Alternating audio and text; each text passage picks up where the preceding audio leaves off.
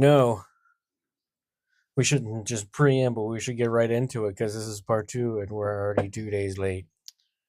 Well, we've been doing stuff. What stuff? Winning championships and stuff? Yep. Oh, yeah. Anyway, fine. You're Phoenix, I'm Will, and we're here to bring on the questions. Linktree.com/BOTQS. You're getting trained. Get away from me. All the links are there. Spreaker, Spotify, YouTube. That's where you can watch this madness happen. Forgot Apple Podcast. Who? Apple Podcasts? Yeah. That's important too. People listen there. They also listen on Podbean? Buzzsprout? Podbean. Yeah. There's so many places you can get podcasts. And we're on a bunch of them. We're just trying to get on more. Yeah. This is part 2. The continuation of the one that we did not think was going to be 2 parts. Yeah, that one was a little long. We ain't done. So, Miss Phoenix, what question are we bringing in this episode? Who celebrates and how is Samhain celebrated? Part 2. Part 2. Because we couldn't get through it in the first part. Got distracted. Distractions. So I want to call them. Anyway. We ended part 1 where we ended it. You remember how we ended part 1? Nope. What was at the end? And picks up on the mic, you know. No squeaky squeak. Stop. People don't want to be hearing the squeaky squeak. Where do we end part 1? It's not picking up on the mics. It's not picking up on your mic. Stop.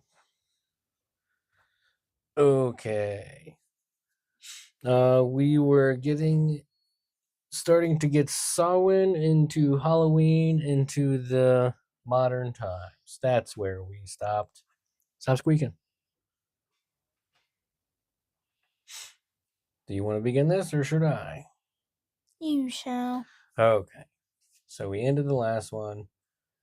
Sneaking up in the 1930s and the whole trick-or-treat thing. And then... We're in Halloween in November because it was supposed to be scheduled for the last week of Halloween. Yeah, we're still learning. Yeah, but it's about Halloween. It's November. But we gotta get through it. I know. I'm telling the people who didn't know. Oh. What is today? The 4th. No, we're all the way through All Hallow Tide. Or whatever it is. That's okay. Still important to know. However, by the early 20th century, Halloween celebrations in America began to feature increasing levels of pranks, mischief, and minor vandalism, establishing a reputation as Mischief Night. This widespread mischief presented a social problem, particularly in increasingly urbanized areas. In response, community organizations and neighborhoods strategically began promoting trick-or-treating as a structured, safe, and family-focused activity to redirect and mitigate destructive behavior. Didn't we talk about Mischief Night in the last one? Only a little bit. I'm pretty sure that's how we ended the last episode, was starting to talk about Mischief Night. People throwing toilet paper in trees, which I don't think I've seen in my adult life. Unless it's been in movies. Right. People throwing eggs on cars or at people, which again, I've not seen in my adult life. At people just seems rude and especially targeted. Cruel. Well, that's how it works. That's what Mischief Night was. That's when you can get a bunch of eggs for really cheap. Well, Now it's like, did Did you just bust that egg? Wasting money busting eggs? Why would you buy all that toilet paper just to throw it on someone's house? You could have used that. Now they're going to use it. Unless it rains. Let's hope it doesn't rain. Or it hasn't. Maybe it was donations. But donating the eggs. Maliciously. The donating the toilet paper.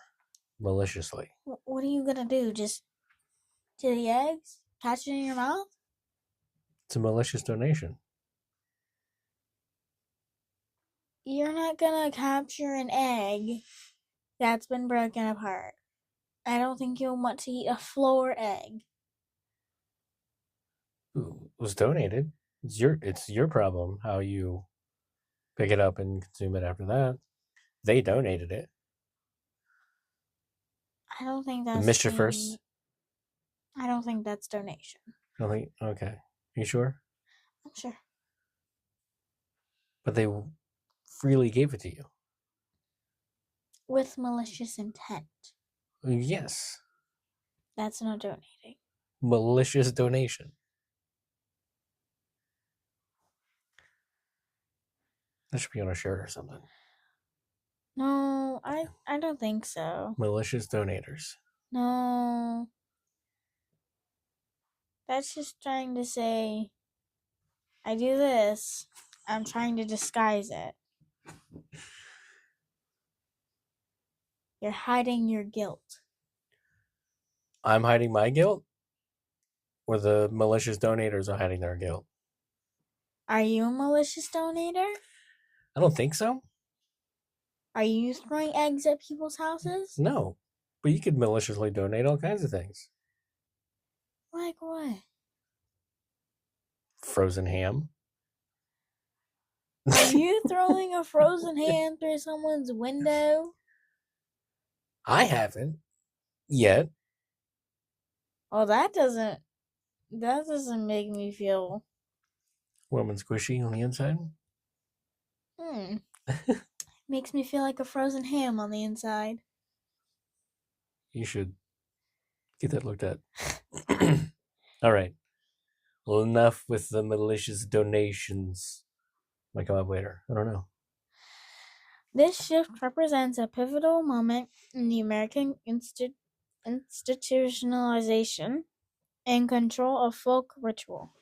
Society successfully domesticated a night of potential chaos into structured entertainment. The established template of guising, door-to-door performance for a reward was repurposed for the modern era. The phrase "trick or treat" was formalized by the conditional demand, was first recorded in Canada in 1917 and became common in the U.S. by the late 1920s. This phrase characterized the activity as a mild kind of blackmail, where the treats were always forthcoming. Yeah, see, now it's not even a question anymore. It's just simply a phrase, or it's not a choice. You're not asking trick or treat. You're just saying as a Halloween greeting at this point. Trick or treat. Oh, thanks. Trick or treat to you too. Wait, what? I don't think that's how it goes. Isn't it though? Trick or treat, happy Halloween. I don't know. You say trick or treat to the person at the door. I think the regular response will be happy Halloween. No, thank you. Well, that's the trick-or-treaters. Oh. But the response in the trick-or-treat would be happy Halloween. So it's no longer, it's like I said, it's no longer a choice. It's just a phrase, a Halloween greeting. That's all, the whole thing. Trick or treat, Halloween greeting. I guess. It's almost taught like manners. It seems like.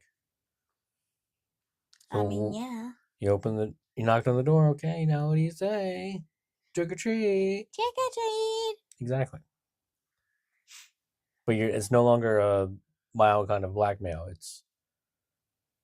It's just a Halloween greeting to receive your candy.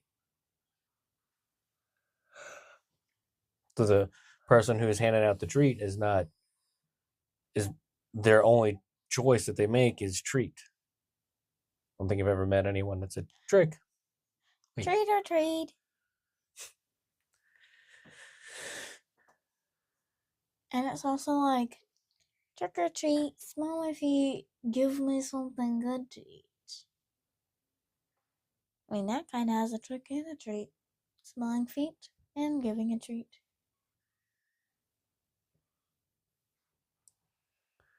If you don't, I don't care. I'll just pull down your underwear. No, that's rain, rain, go away. What?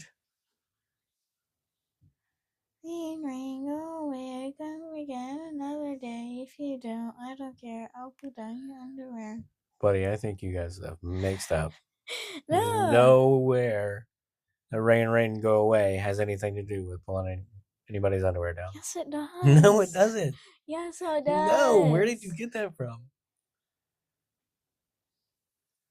You cannot tell me you don't know. If you don't, I don't care. I'll pull down your underwear. The phrase is the final line of a cheeky Halloween rhyme. Trick or treat, smell my feet, give me something good to eat. If you don't, I don't care. I'll pull down your underwear.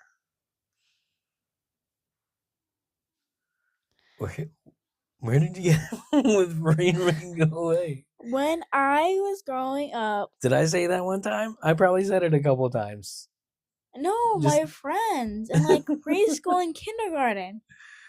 No way. Really? Yes. Can't be.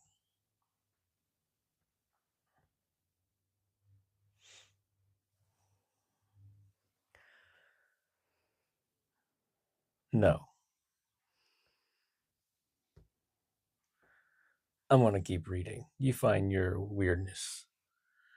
The reward for participation also transitioned definitively from pious prayers or homemade goods to commercial candy, a move solidified by post-war suburbanization and the active integration of the ritual into the consumer economy by candy manufacturers. All about capitalism, isn't it? See, there is. What? Rain, rain, go away, come again another day. If you don't, I don't care, I'll pull down your underwear.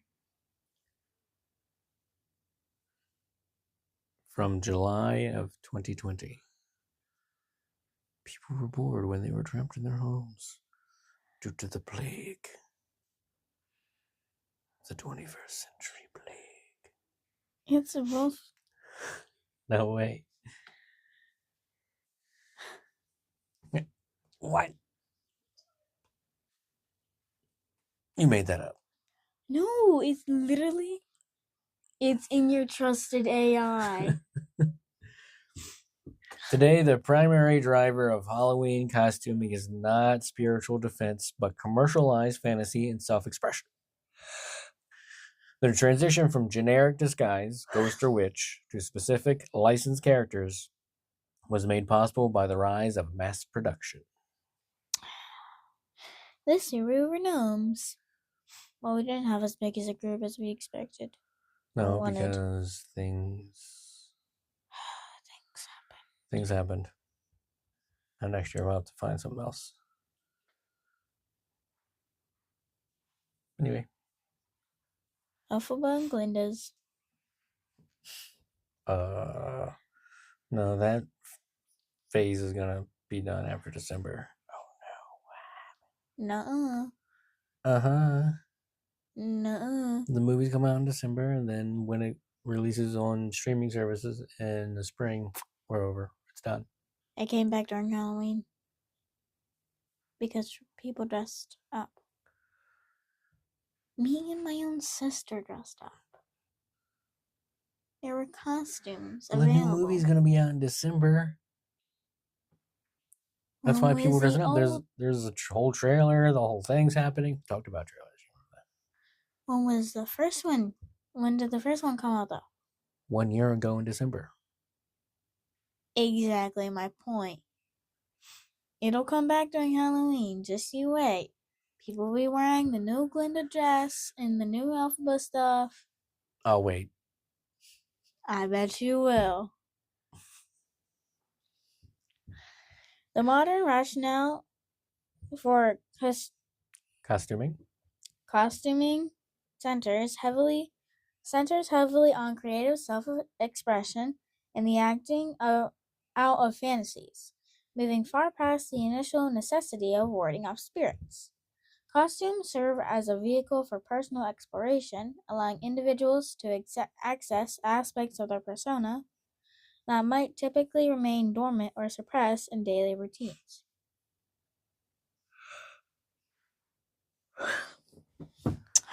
Wake up. Grab a brush. Put a little makeup. Not Oh, you don't know the rest of the words? really. Fine. You want to. The reserved introvert, for example, can find liberation in portraying an extroverted character, while others may choose a fearless superhero persona. I want to talk about that for a second. In the book Stephen King's It, the boy who stuttered, Bill Danbro, I think that's his name. He stuttered, but one of the things in the book, and I'm assuming this works with stuttering coaches for speech therapists. Let's go with that. I don't know if they do it now, but in that book, the thing that helped Bill Danbro control his stuttering was they told him to make himself think he was a superhero that didn't stutter. So then you trick your brain into thinking I'm a different person. You take on a different persona. So you're gaslighting yourself. Yeah, you're tricking yourself into thinking you're a hero. It's a Pavlovian response. You're tricking yourself to not do the thing that bothers people.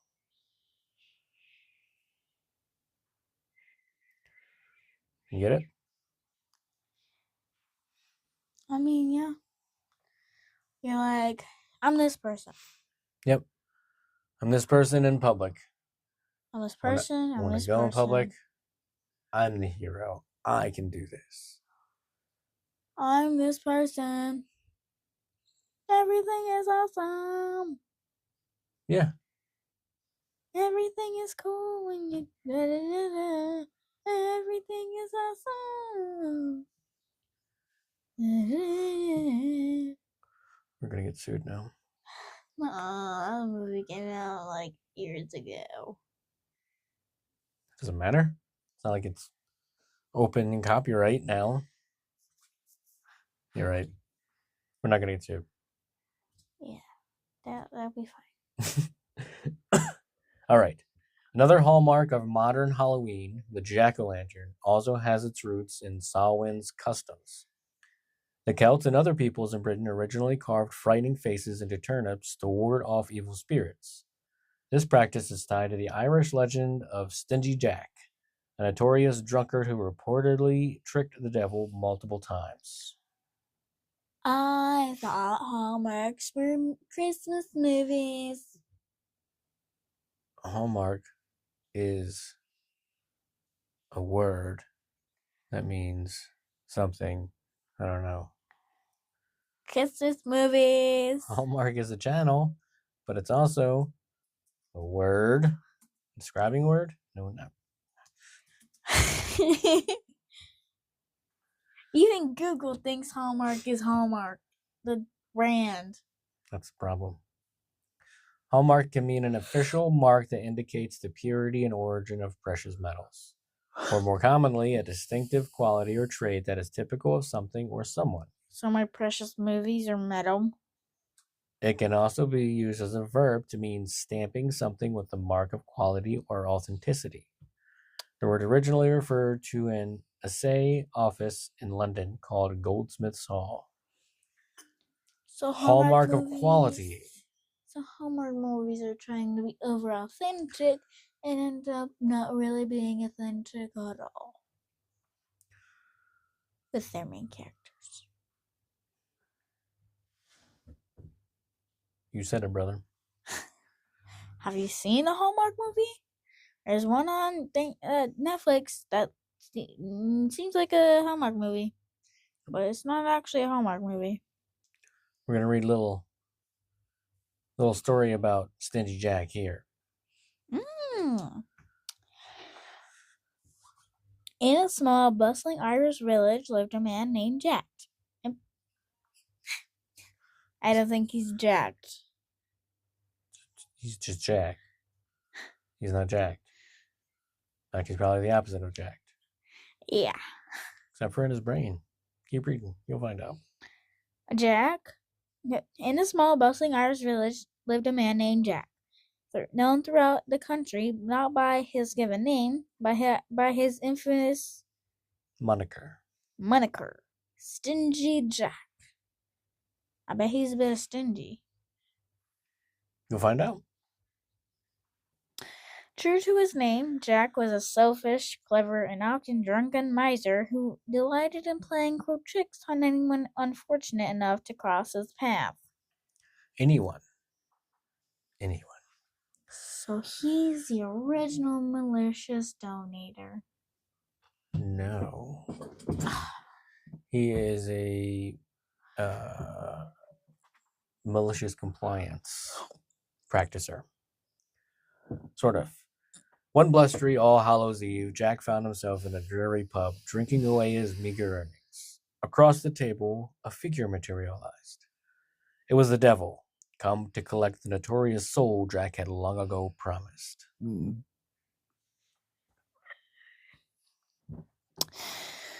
Jack, however, was not about to go quietly. His mind, though clouded by ale, was still sharp. Before we go, Jack slurred, wouldn't you buy a poor fellow one last drink? The devil, amused by the man's audacity, agreed. When it came time to pay the tab, Jack convinced the devil to use his power to temporarily transform himself into a silver coin, enough to pay for the drinks. The devil, flattered by the scheme, readily obliged and became a shiny shilling, but instead of paying the bartender, the cunning Jack quickly snatched the coin and slipped it into his pocket, right beside a small silver crucifix he kept for luck. The holy metal trapped the devil, who was unable to return to his true form. Let me out! That's fine. That was Scottish. Oh, well, you're in the right place. The devil roared from the confines of Jack's pocket. Jack, holding the power, made a deal. He would release the devil only if the demon promised not to take his soul for 10 years. The devil, having no other choice, reluctantly agreed. Jack released him, and the devil vanished with a furious, sulphurous cloud. 10 years passed in the blink of an eye. Jack had done nothing to repent or change his greedy ways. One evening, on a lonely country road, the devil reappeared, ready to claim what was finally due. Jack knew he couldn't escape his fate this time, but he had one last trick. He pointed to a high branch on a nearby apple tree. Before we go, Jack said casually, I'm awfully hungry. Would you mind climbing up and grabbing me one last apple? The devil, wary but perhaps a little proud of his agility, saw no harm in the simple request and quickly scampered up the trunk. While the devil was on the high branch, Jack quickly pulled a small knife from his belt and carved a cross into the bark at the base of the tree. Again the devil was trapped. He could not descend past the holy sign. Release me, you wicked mortal! I guess we're going Scottish. The devil screamed. Jack smiled a terrible, gap-toothed grin. I will, he said, but only if you promise me that you will never, ever take my soul to hell. The devil, seeing no end to Jack's wretched existence and loathing the humiliation.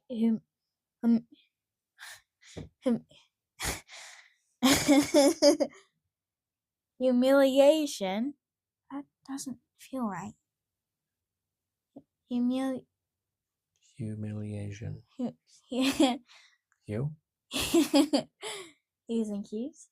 I like that game. P's and Q's? Humiliation.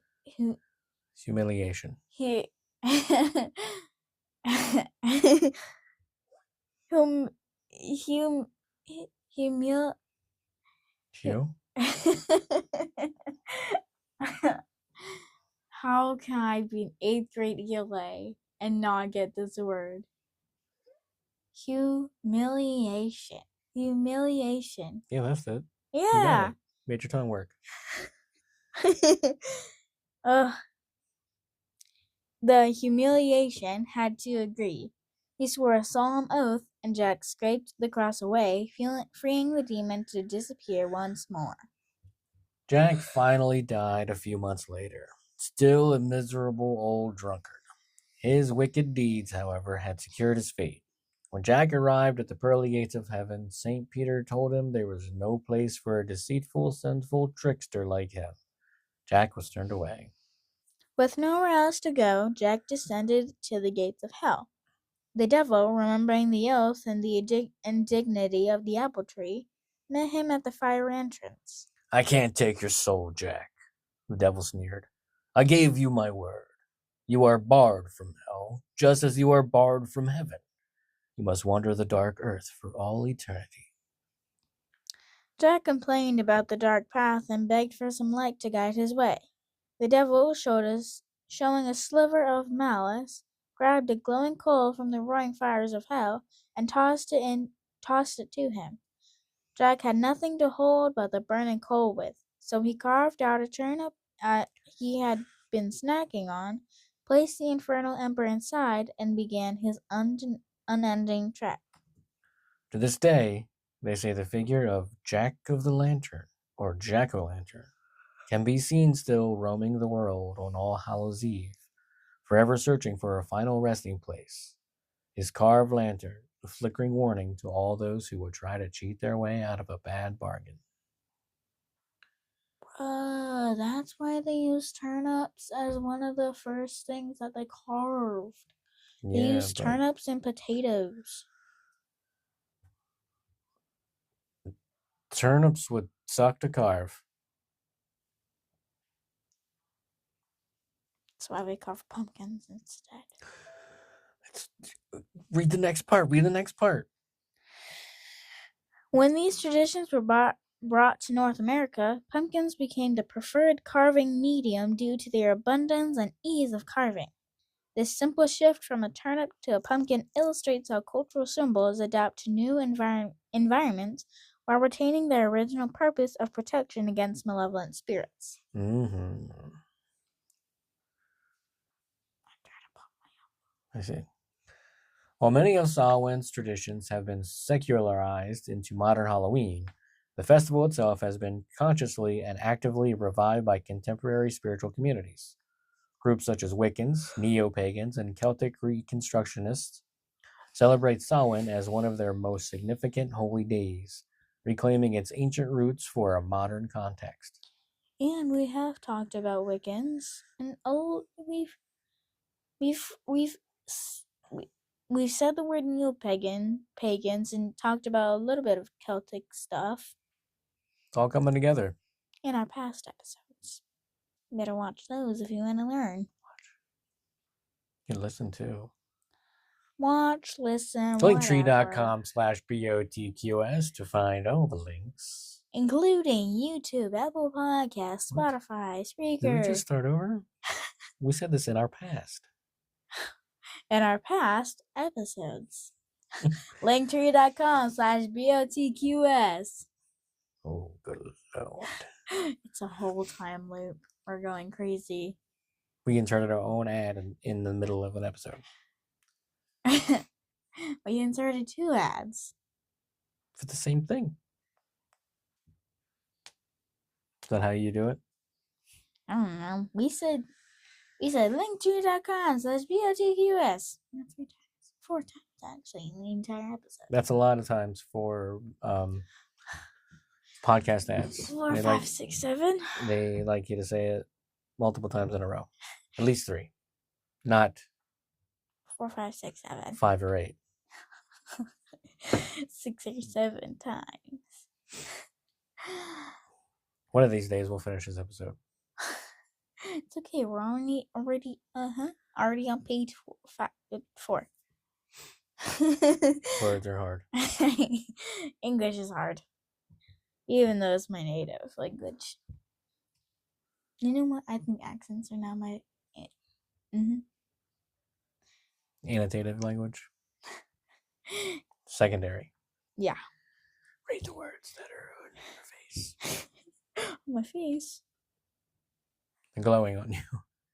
Right there. See, it's glowing into your eyeballs. Oh, that's not part of my face. That's my irises or my pupils. Read the words. For many modern practitioners, Samhain is considered the witch's new year.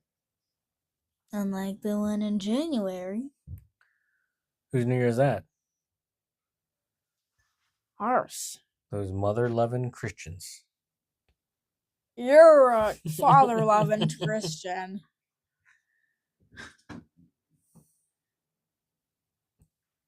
And the Son. And the Holy Spirit. Blessed now forever. Amen. Oh, Forever and ever. Amen. Propaganda mantra Okay. of the Lutheran Church. It makes it time for personal reflection and spiritual assessment. I'm stretching if for listeners. Great. You just read it.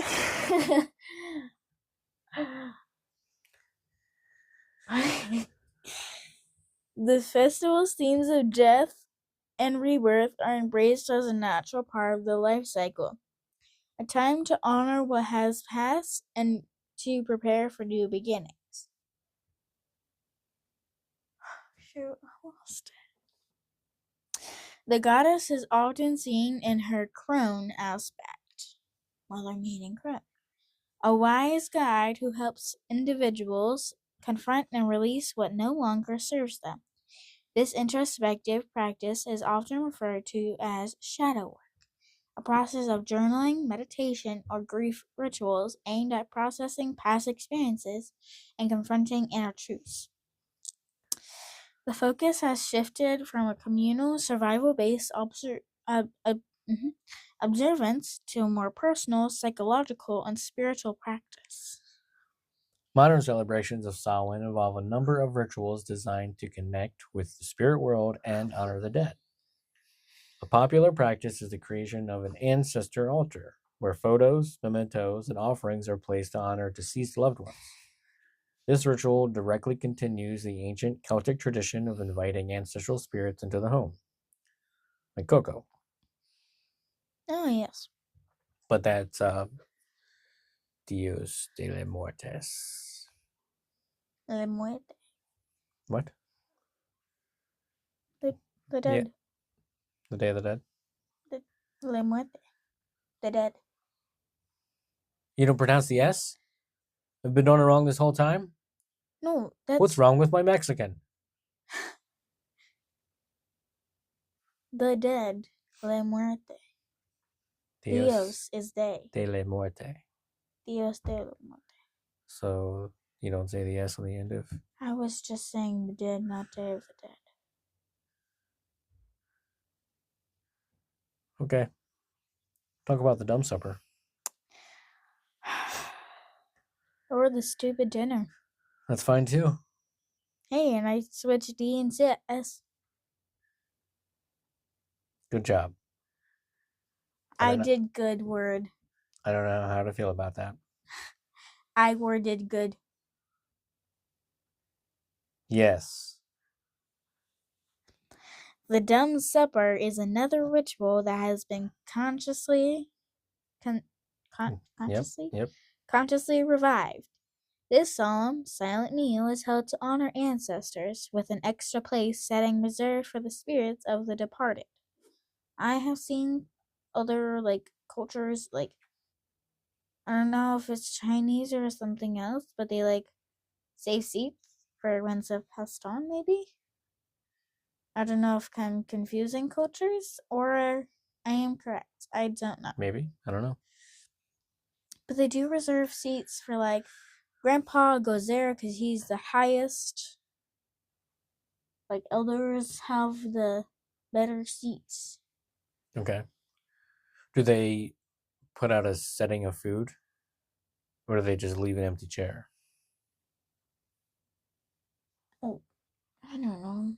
Well, that's what the dumb supper is for this practice. They set it all out, like someone's gonna sit there and consume the food. Like Grandpa just comes down from the heavens. Oh, chicken. But to me, that's all fine and dandy. That you put a place setting over there for your dearly departed, or your ancestor. But then, what do you do with the food after? Right. Do you put it in their grave so it's what's actually they digested it? What's the after? Or do you consume it yourself? Save for leftovers for lunch tomorrow? Well, I guess that grandpa didn't eat it last night, and guess I'll take it for lunch tomorrow. Grandpa didn't eat it on this plane, so I can eat it on this plane. You can't take food on airplanes unless you buy it at the airport. So plane of existence. Oh, that's a different one. Yeah. Not airplane of existence. Yeah. Not that one. Not the one that was invented in 1903. That was a while ago. Not too long ago. Only 122. Yep. We've already been to space and back. Fun fact. October 31st, 2000. I don't know if I said this in the last show. Maybe I did. October 31st, 2000 was the last time all Earthlings were on the Earth together at the same time. Yeah, you did say that. I've never been with every single human being. Well, don't worry. It'll be soon. The International Space Station's coming down. By 2030. You're going to be done with it. There was a man and a woman who was stuck up there for 9 months? Think so? There? Something like that. Yeah. Think so. Yeah, probably. We gotta get going. Yep. The silence is intended to create a pathway for the spirits to pass through and allow the living to connect with their ancestors. Bonfires and candles are also lit, not only for warmth, but to serve as a symbolic beacon for the returning spirits and to represent hope in the face of winter's darkness. But what do you do when it's too windy to have a bonfire? I guess you just light candles on the inside, huh? Contain the bonfire. Or do it somewhere where it's not flammable. But bonfires, the entire purpose of a bonfire is for the flame. The flammable part. Do it where you aren't going to catch where you're not gonna make a forest fire. Burn the town down. I feel like that's too big for a bonfire. Make it small. But if it blows away onto somebody's house, just burn one person's house down. That's a crazy mischief night, man. I don't think we're gonna practice that. Because it was from bonfire, so just get all your people and put them in the fire. Put them in one house and set that ablaze. Bonfire. Didn't think that was gonna go there. Bonfire. I don't like that mischief. That's a different kind of mischief. I'd rather have the goods. But you're donating other people's souls, so then there's enough people up there and down there that the other ancestors I think you've taken Malicious donation to a whole other level. You gave me the idea. The ancient practice of divination remains a central part of modern Samhain celebrations, though the tools and contexts have evolved. The belief that the thinning veil enhances psychic abilities is a key motivation for these practices. While the ancient Celts used apples and nuts for group fortune telling, contemporary practitioners use new methods for personal and introspective work.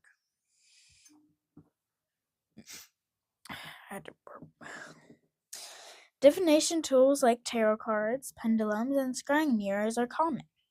Tarot is used for reflection and to gain clarity on personal issues and the lessons of the past year, or to tell your future. I'm interested in tarot. Me too. Pendulum work, which involves a pendulum responding to questions with yes or no movement, is a simple yet effective way to seek guidance. Scrying, a practice with ancient roots, is now often performed with a modern scrying mirror to receive visions and messages from the spirit realm. Or see them. There's one in the Haunted Hill House. A scrying mirror? Yeah, I think it's that one. I don't know about that one, man. I'm interested in tarot, but messing with mirrors on other planes, messing with Ouija boards. I don't know, buddy. That's something we could talk about at some time. Talking boards. They weren't called Ouija boards before. They're called talking boards. All right, you find that. I'll read the next part. This shift in divination practices reflects a broader cultural evolution. Ancient divination was often a communal act, involving games with apples and nuts designed for group and participation. Its purpose was often pragmatic and survival-oriented, a quest for information about the future of a relationship or the success of the coming winter. In contrast, modern divination is often highly personal and introspective. It is used for shadow work and spiritual self-discovery rather than a fear-based need for foreknowledge. This change illustrates the move from a collective agrarian-based concern for survival to a more individualistic psychological search for self-understanding and connection. Should I keep going? Why is it giving me the Conjuring the Last Rites mirror? I'm not looking for that one. I'm looking for the Haunted Hill House. See, this is how the misdirect happens. No, I saw people using it.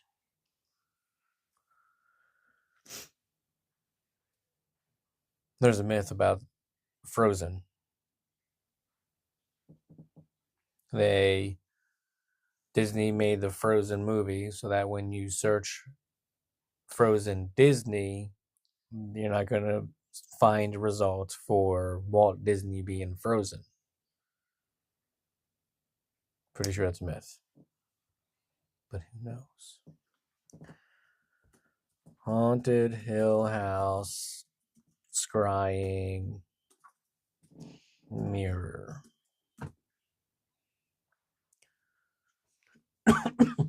Fictional.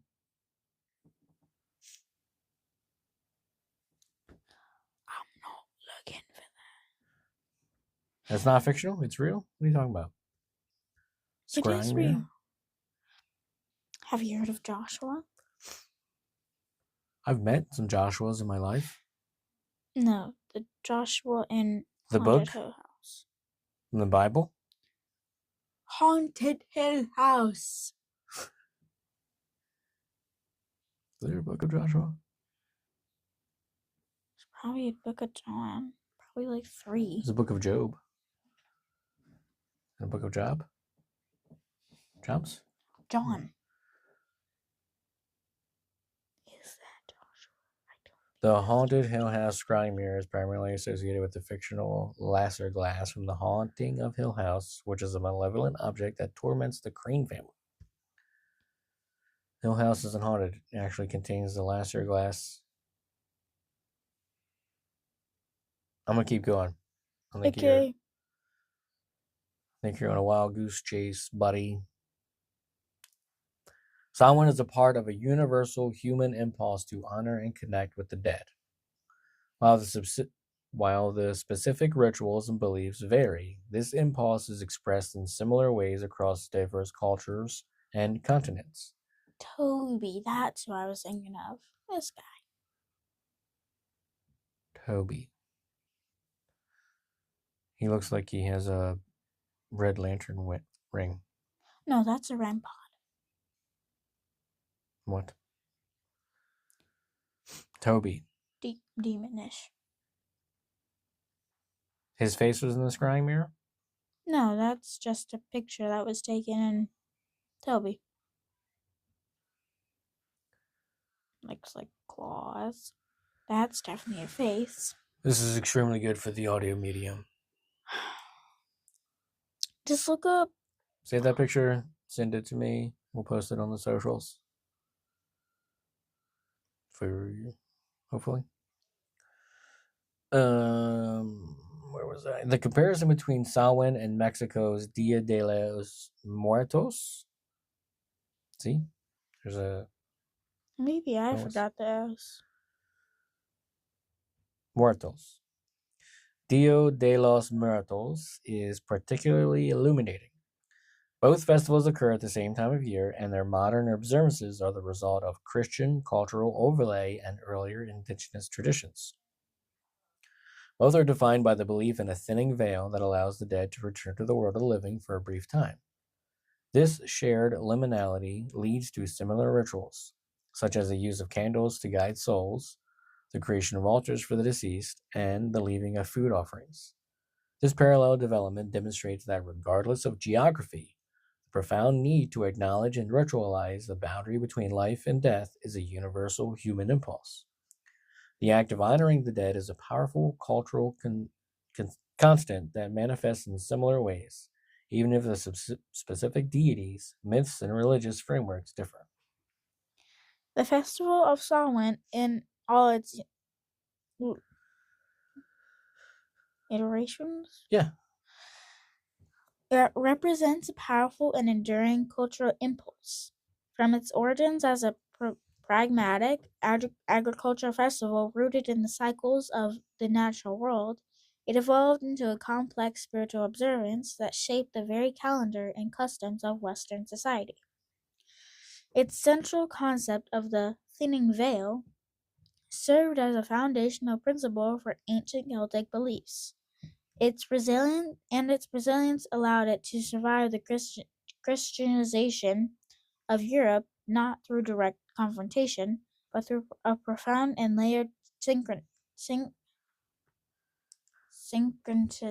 Yeah, syncretism. Syncretism. Synchronicities are crazy. The pragmatic, communal, and fear-based rituals of the ancient world gave way to the syncretic devotional practices of the medieval period, which in turn were transformed into the secular, commercialized celebrations of modern Halloween. Simultaneously, contemporary pagan and Wiccan communities have consciously reclaimed the festival, recentering its focus on personal introspection, spiritual renewal, and the profound act of honoring the ancestors. Ultimately, Samhain's legacy is its remarkable ability to act as a bridge. It connects the living to the dead, the past to the present, and the spiritual to the earthly. It stands as a testament to humanity's timeless need to confront mortality, to find a meaning in the cycles of life and death, and to remember those who have come before. That's it. There might be more on this kind of stuff. Or we would dig into like Dios de los Muertos for next year. Maybe. See what that's all about. Those kind of celebrations, how that got started. I always think of that and the monarchs, because whenever the monarchs. Yeah, butterflies. Oh. The monarch butterflies, whenever they were there, they'd celebrate Dia de los Muertos. What do the butterflies have to do with it? I know they have something in common, I just forget. We've had an awful lot of looking things up in this episode.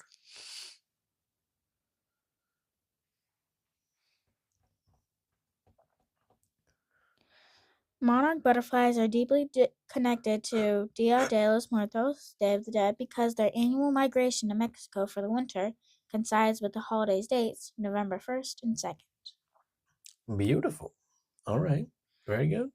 And they always use marigolds. That's what you see in Coco. If you ever watched Coco, all that flowers and that whole bridge, Butterflies. no, Monarchs. no, the flowers. You just said it.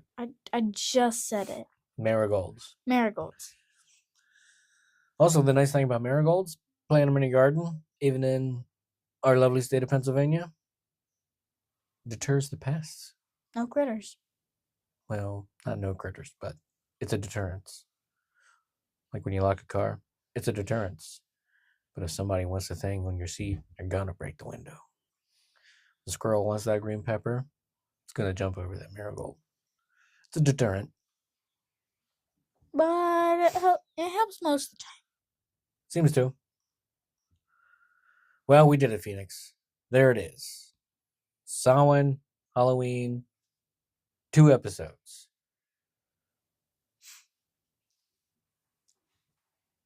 You have those words on your screen that we should say next. That's the trigger to end the episode. We've done this. I think we should make a shirt like this. With our logo? Maybe. Or just words on a shirt like that? Just words. With a QR code? To linktree.com/BOTQS?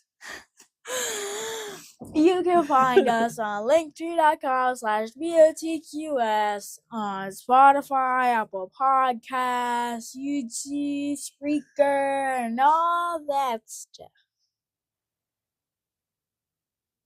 So, Mr. Will, we're delirious. We might be tired today. I am tired. There we go. We did it. Question brought. Question is,